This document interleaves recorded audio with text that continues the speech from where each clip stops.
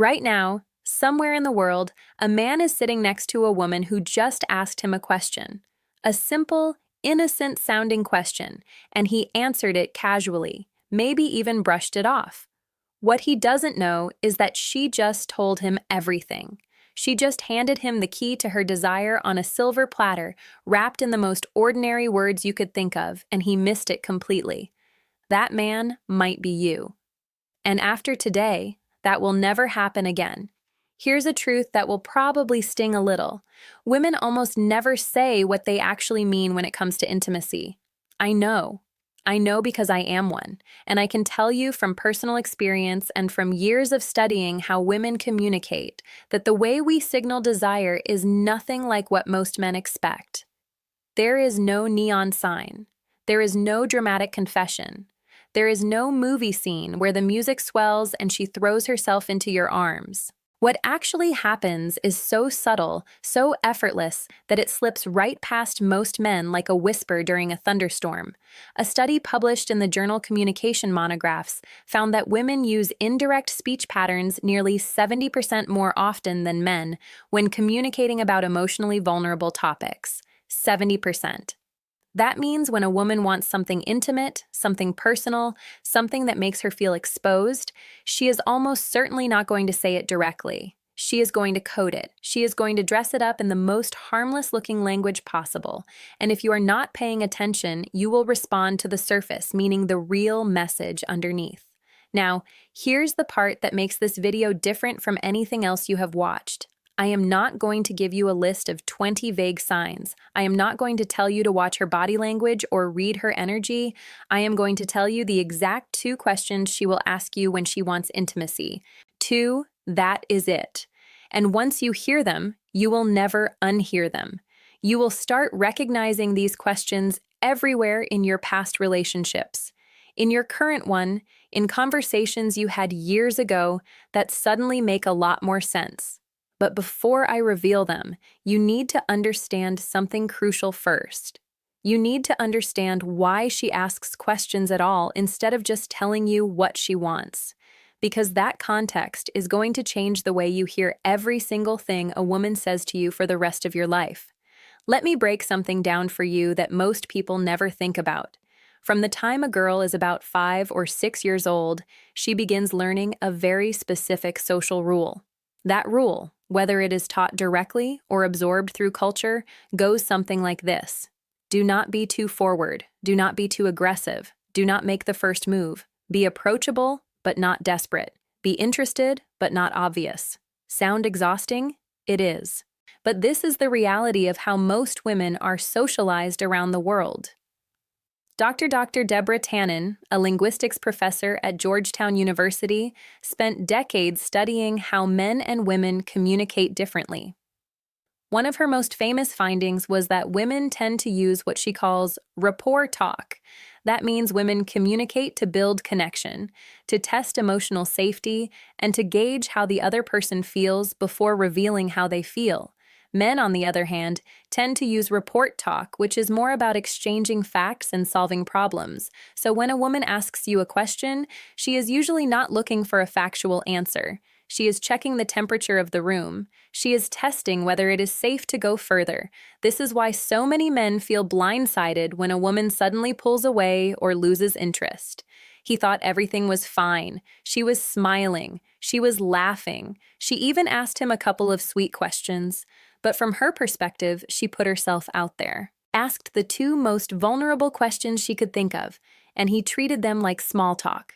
He gave her a 1-word answer and went back to scrolling his phone, and in that moment, without saying another word, she closed the door. Now that you understand the framework, the operating system behind how she communicates, it is time to talk about the first question. And honestly, when I tell you what it is, your jaw might actually drop at how simple it sounds. The first question a woman will ask you when she wants intimacy is this: what are you thinking right now? I know. I know what you are thinking. That is it. That is the big secret. She asked me what I'm thinking. Yes. And the reason you are underwhelmed is the exact reason men keep missing it, because it sounds like nothing. It sounds like idle curiosity. But let me explain what is actually happening inside her mind when she asks you this. When a woman asks what you are thinking, she is not making conversation. She is making an attempt to enter your inner world. She is asking for access. Think about that for a second. She is essentially saying, I want to know what is happening inside your head right now in this very moment because I want to feel closer to you than I currently do. That is not small talk. That is emotional pursuit. Dr. John Gottman, one of the most respected relationship researchers in modern psychology, calls these moments emotional bids. An emotional bid is any attempt one person makes to connect with another person. It could be a touch, a look, a comment, or yes, a question. Gottman's research at the University of Washington found that couples who recognized and responded to each other's emotional bids stayed together at a rate of 86%. Couples who missed or dismissed those bids, they broke up at a rate of 69%, 86 versus 69. That gap is not small. That gap is the difference between a relationship that lasts and one that quietly dies in a living room while both people wonder what went wrong. So when she asks you, "What are you thinking right now?" she is making a bid. She is reaching for you. And how you respond determines everything that happens next. If you say nothing, or "I don't know," or something dismissive, she receives that as a rejection, not a dramatic door-slamming rejection. A quiet one, the kind that builds up over time like sediment until one day the river does not flow anymore. But here's the part that connects directly to intimacy. For most women, emotional closeness is the prerequisite for physical closeness. This is not a stereotype. This is neuroscience. Research published in the Archives of Sexual Behavior found that women's sexual desire is significantly more responsive to emotional context than men's, meaning a woman's body does not just respond to physical attraction. It responds to emotional safety, to feeling seen, to feeling valued, to feeling like her inner world matters to the person she is with. And when she asks what you are thinking, she is checking all of those boxes at once. She is saying, "Do you trust me enough to be vulnerable? Are you present with me right now?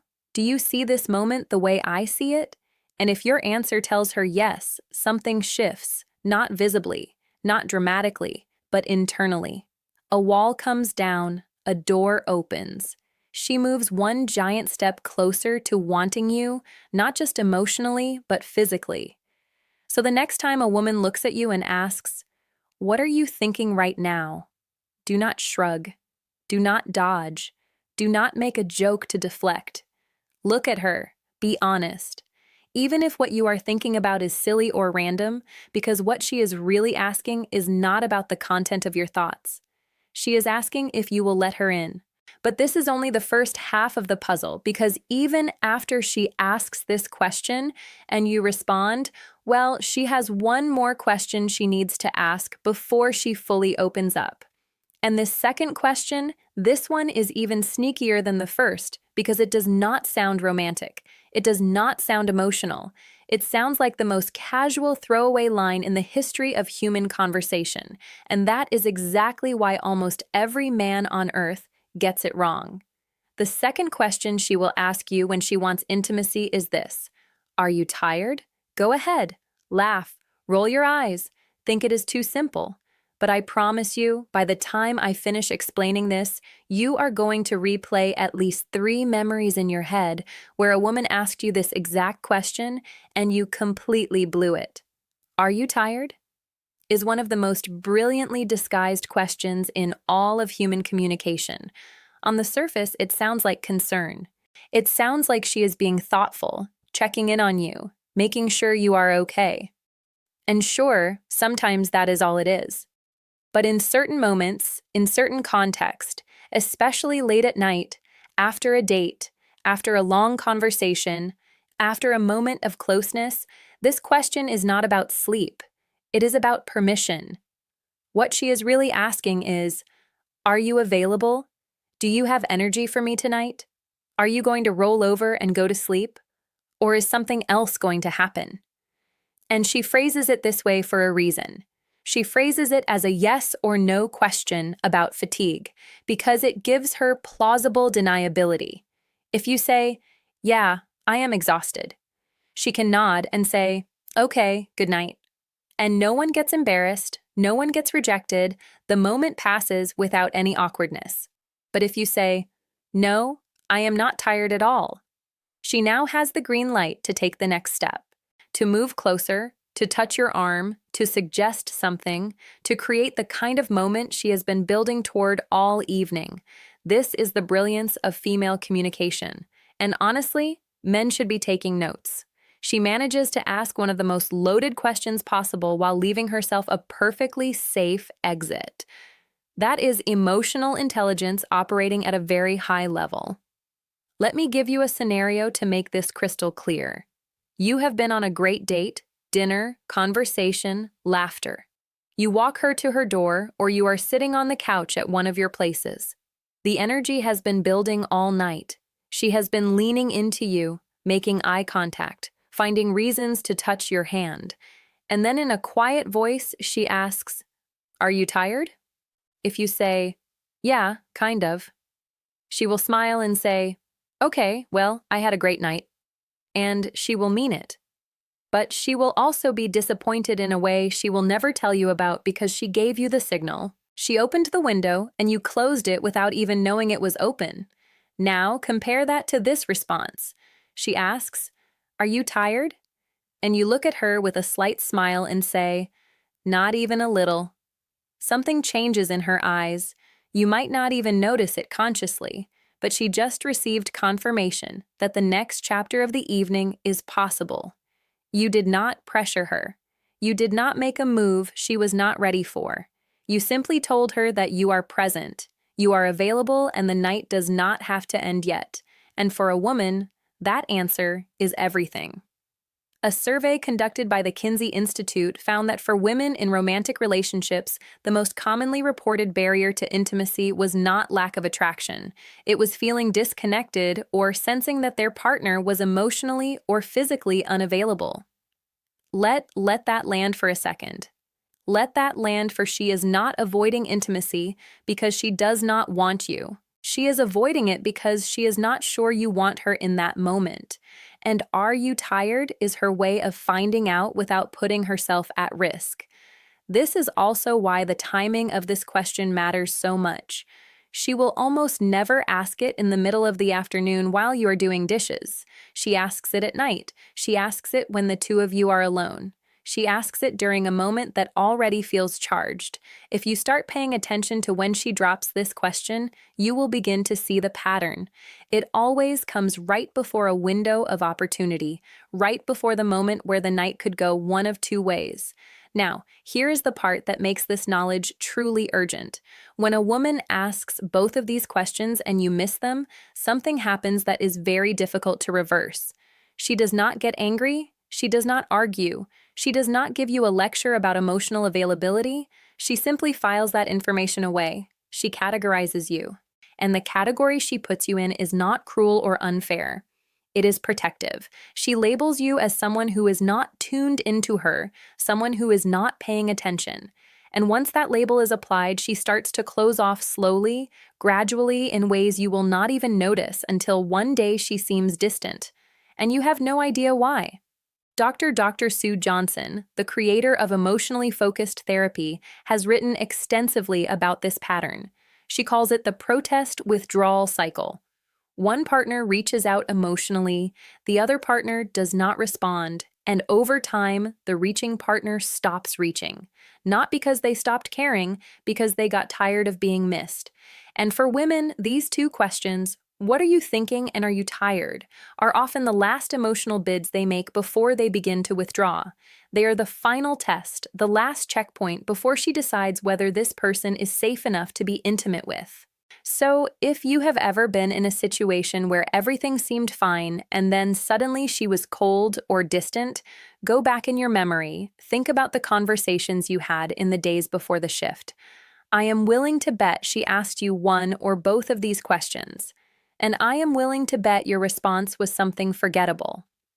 So now that you know the questions, the obvious next step is knowing how to respond when you hear them. And honestly, the answer is simpler than you think when she asks, "What are you thinking right now?" Give her something real. It does not have to be profound. It does not have to be poetic. You could say, "I was just thinking about how good this feels sitting here with you." Or, "Honestly, I was thinking about something random, but now I am thinking about you." What matters is not the content. What matters is that you showed up. You gave her something instead of nothing. You open the door she was knocking on when she asks, "Are you tired?" And you sense that the moment is right. Say no. Say it with warmth. Say it like you mean it. You do not need a smooth line. You do not need a movie quality response. You just need to communicate one thing. I am here.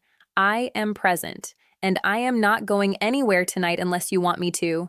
That is it. That is the whole formula. Be present when she asks the first question. Be available when she asks the second. Those two responses given at the right moments will do more for your connection with her than any grand romantic gesture ever could. Here is something I want to leave you with. Women are not mysterious. We are not impossible to read. We are not playing games or speaking in riddles for fun. We communicate the way we do because we have been taught that vulnerability is risky and rejection is painful. And the safest way to reach for someone is to do it with words that do not cost too much if they are not returned. These two questions, what are you thinking right now? And are you tired? Are not random. They are calculated. They are intentional. They are the result of a woman deciding that she trusts you enough to let you in, but she needs to know if you are ready before she takes that final step. And now that you know this, you have a responsibility not to manipulate, not to game the system, but to pay attention, to listen with more than your ears, to hear what she is really saying underneath the words she chooses. Because when a woman asks you these questions and you respond with presence, with warmth, with genuine attention, you are not just answering a question, you are telling her that she is safe. And for a woman, safety is the foundation of everything. Now, if what you just learned shifted something in the way you think about female communication, do me a favor. Do not just click away, leave a comment below with the word signal, just that one word. I want to see how many of you actually made it to this point and absorbed what was shared here today, because the people who comment are the ones who internalize information. And internalizing this is the difference between knowing it and living it. And one more thing before you go. You now know the two questions she asks when she wants intimacy, but questions are only one part of the equation. The other part, her body. Specifically, there are 3 places on her body that if she allows you to touch are a dead giveaway that she wants you. Not maybe, not kind of, she wants you. And most men have no clue what those 3 places are, which means they are constantly second-guessing themselves when the answer is literally right in front of them. I made an entire video breaking this down called "If She Lets You Touch These 3 Places, She Wants You." It is on your screen right now. Click it because if you pair what you just learned today with what that video teaches you, you will never misread a woman's signals again. Go watch it now. Seriously.